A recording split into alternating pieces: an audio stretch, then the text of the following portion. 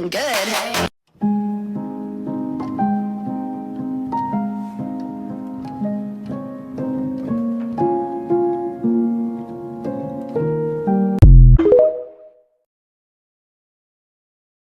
We gon' crochet, let's go, in a dope way. Create. We gon' crochet, crochet with me, crochet all day. Making hats, ayy, making clothes, ayy.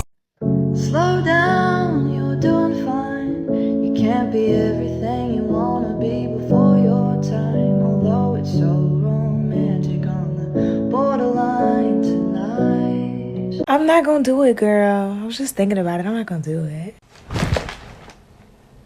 I did it.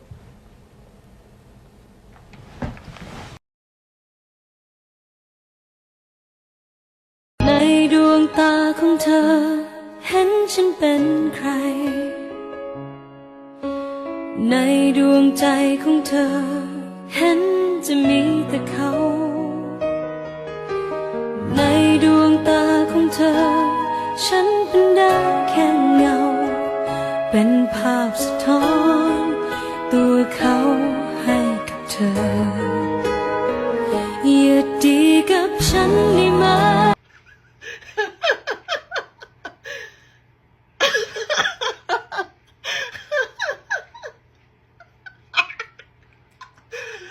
Oh no! It's possible I have to redo the straps.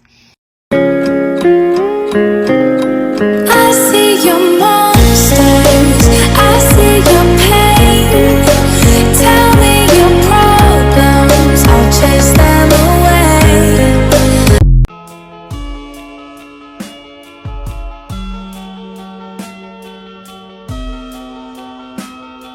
Because you know in a moment they could all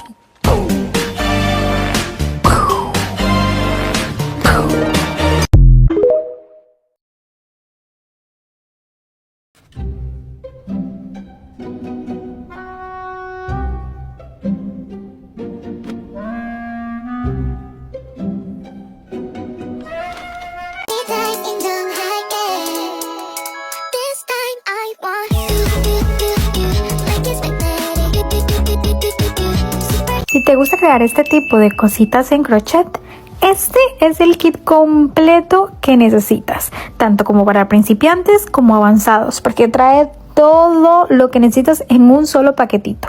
Lo que me encanta es que trae su bolsito para guardar todo esto que trae este kit, como la lana, diferentes tipos de ganchillos, marcadores, de todo lo que necesitas está aquí. Te lo dejo aquí abajo en el carrito naranja por si gustas adquirir este kit para hacer tus crochet este 2025. That's another root of human struggle. Learn about other people's perceptions about who you are. When I'm with you.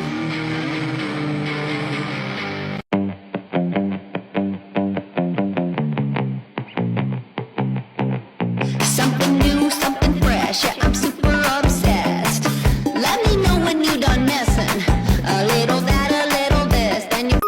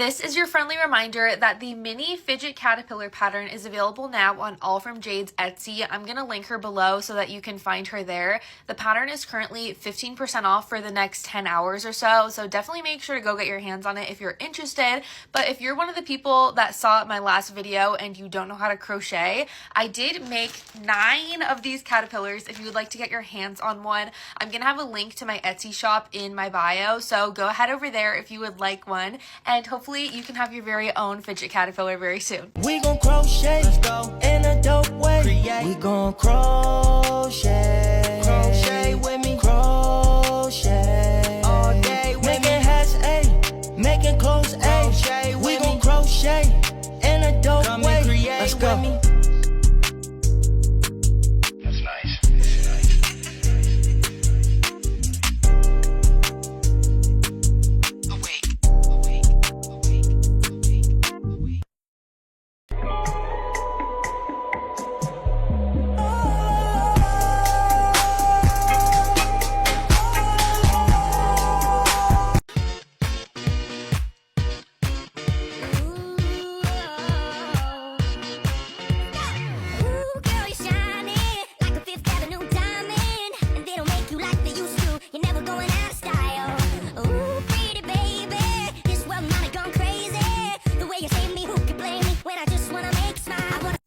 The question is about this rug that I'm making.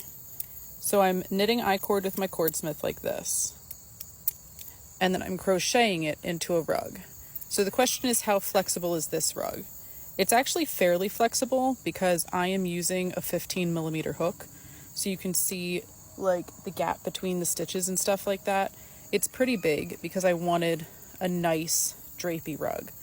Now let me show you what would happen if you were doing a granny square. So I'm just going to put 2 stitches in the corner and show you. And this is actually the reason why I opted for a circular rug as opposed to the round rug. As opposed to a granny square. If you look back at one of my earliest videos of me doing this, it actually is me doing a granny square. So you can see the corner gap would be really, really big. So like, let me just turn and do that again for you. Let's just turn and do another corner. Let's do 2 stitches like that, and then 1, 2, 1, 2, and I'll just like attach it here. So this is the issue I ran into, is that the gaps are really, really big in the corners. So while yes, you could technically make a granny square sweater with this, the gaps are really, really big. And that's what put me off of it.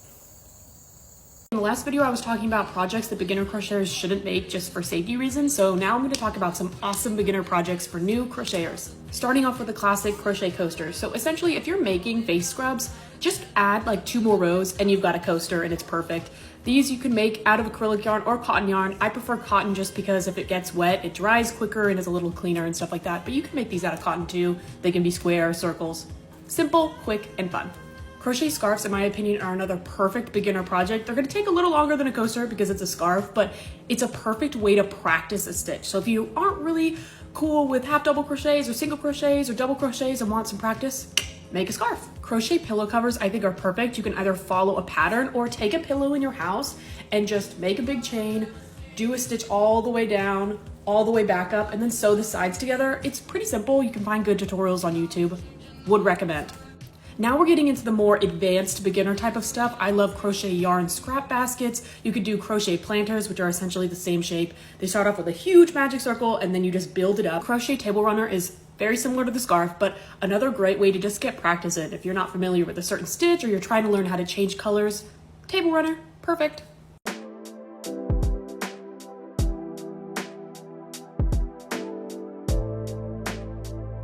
If you you want to learn how to crochet, keep watching. Starting out in a brand new hobby can always feel intimidating, and crochet is no exception. Really, all it takes is knowing a few basic stitches and you're on your way to crocheting literally anything you want. I've already made a separate video talking about what materials you'll need, so if you need me to tag you in that, let me know. Save this video for when you want to start practicing, because today I'm going to show you those 5 main stitches that you'll need to know to crochet basically anything you want and what they look like. These are going to be your go-to stitches, so it's really important to get familiar with their names and how to make them. So let's get into it. Stitch number 1 is the chain stitch. This is made by yarning over and pulling a loop through your hook. This is how you'll start every crochet project. The second stitch is called the single crochet stitch. This is made by inserting your hook into a stitch, yarning over, pulling up a loop, yarning over, and pulling through the remaining 2 loops. The third stitch is called the half double crochet stitch. This is made by yarning over, inserting your hook into the next stitch, yarning over, pulling up a loop, yarning over, and pulling through the final 3 loops. The fourth stitch is called the double crochet stitch. This is made by yarning over, inserting your hook into the next stitch, yarning over, pulling up a loop, yarning over, pulling through 2 loops, then yarning over and pulling through the remaining 2 loops. The fifth stitch is called the triple crochet stitch. This is made by yarning over 2 times, inserting your hook into the next stitch, yarning over, pulling up a loop, yarning over, pulling through 2 loops, yarning over, pulling through 2 more loops, and then yarning over and pulling through the remaining 2 loops. I've personally posted a super detailed tutorial for each of these stitches I've just mentioned. Otherwise, there are plenty of great tutorials out there, and I'm sure that one of them will stick with you and help you to get across that finish line. Once you get those down, you are on your way to creating absolutely anything you want with crochet. One of my friends is really good friends with these group of elderly people. They're like around their 80s. They're very active for their age. She invited me to a dinner party yesterday, and I met one of them and I got to talking to him, and he started talking about his grandma and how his grandma used to crochet, and she passed away 50 years ago. So she was in her 90s when she passed away, and before she passed away, she had been working on a lot of different projects. This is what he was telling me. And then he's like, Crystal, you know, I've been looking for somebody to take after her stuff and maybe do something with them. And so I'm like, oh, well, I crochet. I could do that, definitely. Like, you know, I felt so confident. And then he brings up the bag of her stuff, and I'm thinking this is gonna be like some thick granny squares that weren't completed or whatnot. Look, guys, look at what is in this bag. Look at this. He shows me the most delicate, intricate, detailed, I think these are called doilies. My jaw was on the floor. Like, what is this? This is the most beautiful thing I've ever seen, and it's just a huge bag filled with all of these. Guys, are we both seeing this? Hello? Like, there's just more and more and more. It doesn't end. And he's just like, I can't wait to see what you do with it, because I showed him my birthday dress, of course. But I'm like, damn, like, I did not expect it to look like this. Like, this humbled me quickly. I felt like I was good at crochet, but this is a different level that can only come with age and wisdom. So now I am trying to brainstorm what I need to do with these beautiful pieces, if I should even do anything. I was thinking a tablecloth, but it's like, I don't know. What do I do with this beautiful stuff? Also, I asked him like if it's okay for me to post this story, because I do post on social media, and he said it's fine. But I don't know, guys. This is too pretty. I almost don't want to touch it. If you guys have any ideas, let me know in the comments. I was thinking a tablecloth, but like, whoa, this is just amazing to me. This is at least like minimum 50 years old, but it can definitely be way more than that, 75, 80. Like, this is timeless and priceless. Tell me what you guys think I should do with it. Definitely not rushing that project though. If you're new to crocheting and you notice your work starting to look like this or like this, I'm going to tell you exactly what you're doing wrong and how to fix it. If you're trying to keep your edges of your crochet project straight and you find them curving either inward or outward, there's probably one simple change you need to make to get your project to look a little bit more uniform. All of that has to do with how you begin and end your rows. Let me show you exactly what I mean. So for starters, I just made this quick row of single crochet stitches. And now I'm going to chain 1 and turn as if I was getting ready to start that second row here. Now this is the part where I think a lot of us, myself included, have trouble when we're first learning how to crochet. If your work is growing bigger, then you're likely crocheting into that chain which is right here where my thumb is. This will cause you to add a stitch every time you start a new row. And if your work is getting more narrow, you're likely skipping over the first stitch and working in the second stitch. So let me show you now exactly where you want to single crochet into to start this next row. So that very first stitch is the one we're going to single crochet into. So you could see it's not the chain, it's the stitch directly next to the chain. So if we turn that around, we could see it's the very first V shape at the top there. So the chain doesn't create that V shape. The first V shape we see is the first stitch we want to crochet into. And the reason we want to start our row here is because that first chain you make is just to be able to turn your work more seamlessly. We don't actually want to count that as a stitch. So that is the stitch where you want to start your next row, and now I'm going to show you where you want to end your row. Okay, so I'm coming up on where I would end the row, and this is a very common place people would want to end the row, by single crocheting into that chain from the previous round. But we want to end it in the last stitch. So again, we're just going to locate that V on the top to find that last stitch. Just like at the start of the round, we don't want to be single crocheting into that chain, because that is going to be what causes those sides of our piece to grow outwards. So we're making that final single crochet here, and we're just going to ignore that chain. We're not going to work a stitch into it, as tempting as it might be. We're going to ignore it and chain one and turn to make the next round as normal. And by doing this, we're going to ensure that we get straight edges on our crochet projects every single time. That's all there is to it. Hope you found this helpful, but if you have any other questions, please let me know.